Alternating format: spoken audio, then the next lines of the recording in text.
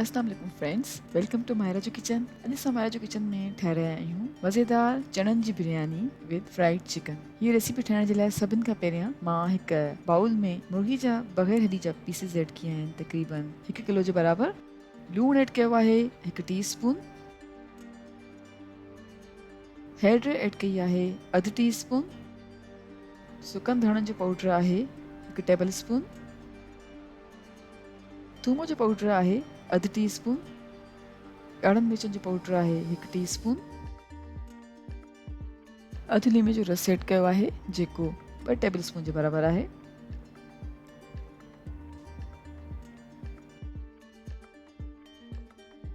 मैदो विधो आहे 1.5 टेबल स्पून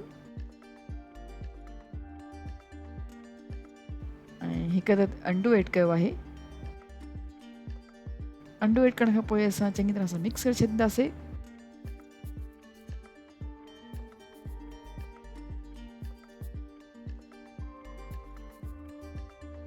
हाणे मां ऐड कयां थी जीरे जो पाउडर 1 टीस्पून ऐं जीरो पाउडर ऐड करण खां पोइ चङी तरह सां मिक्स कंदासीं ऐं हाणे असां रेफ्रिजरेट कंदासीं तक़रीबन 1 कलाक जे लाइ। हिकु पैन में मां तेल विधो आहे तक़रीबन 1 कप जे बराबरि।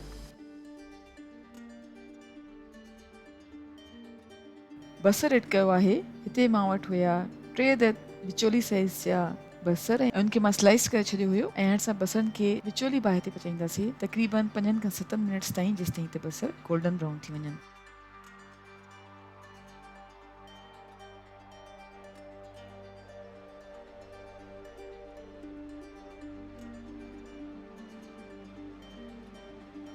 बसर गोल्डन ब्राउन थी विया त हाणे मां ऐड करे छॾिया आहिनि बॉइल थियल चणा जेके आहिनि 2 कप्स।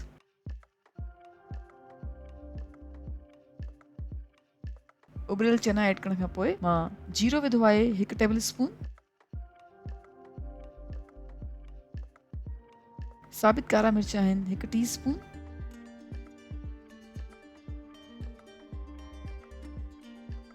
वॾो फोटो आहे 1 अदद, लौंग ऐड कया आहिनि 6 खां 8 अदद,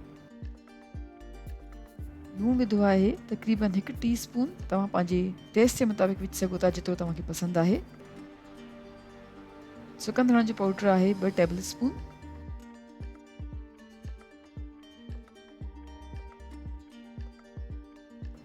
नंढा फोटा ऐड कया आहिनि 2 खां 3 अदद, कुटियल ॻाढ़ा मिर्च आहिनि 1 टीस्पून ऐं 5 खां 6 अदद कटियल टमाटा विधा आहिनि। जावित्री विधी आहे 1 अदद, दालचीनी जी 1 अदद स्टिक विधी आहे, कमाल पटर जा पत्ता ऐड कया आहिनि 2 अदद। हाणे मां हिनखे ढक ॾेई करे तक़रीबन 10 मिनट्स ताईं हल्की बाहि ते पचाईंदमि। 10 मिनट्स ताईं हल्की बाहि ते पचाइण खां पोइ हाणे मां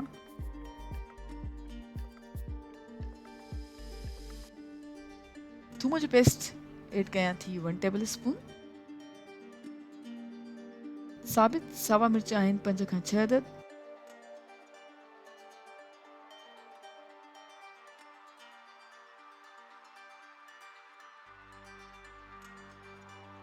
ऐं मुर्गीअ जी यखनी आहे तक़रीबन 1 कप। इहे सभु शयूं विझण खां पोइ चङी तरह सां मिक्स कंदासीं ऐं हाणे असां कवर कंदासीं ऐं कवर करे तक़रीबन 5 मिनट्स ताईं विचोली बाहि ते पचाईंदासीं।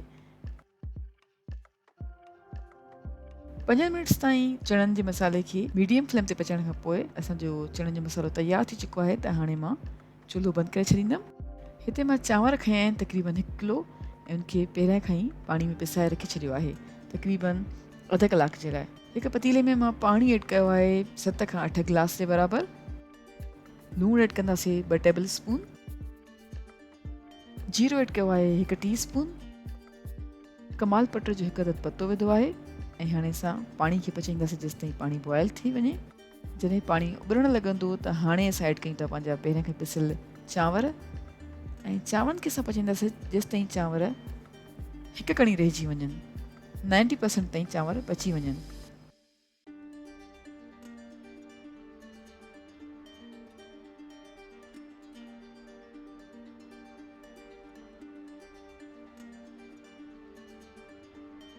ऐं हाणे असां चांवरनि जी लेयर लॻाईंदासीं पहिरियां खां ठहियल चणनि जे मसाले जे मथां। चणनि जो मसालो पहिरियां तयारु थी चुको आहे, त हाणे असां चांवरनि खे चणनि जे मथां फैलाए छॾींदासीं ऐं चङी तरह सां चांवरनि खे चणनि जे मसाले जे मथां फैलाइण खां पोइ मां एड कयां थी थोरा सा तरियल बसर, थोरा लीमे जा स्लाइसिस एड कंदासीं।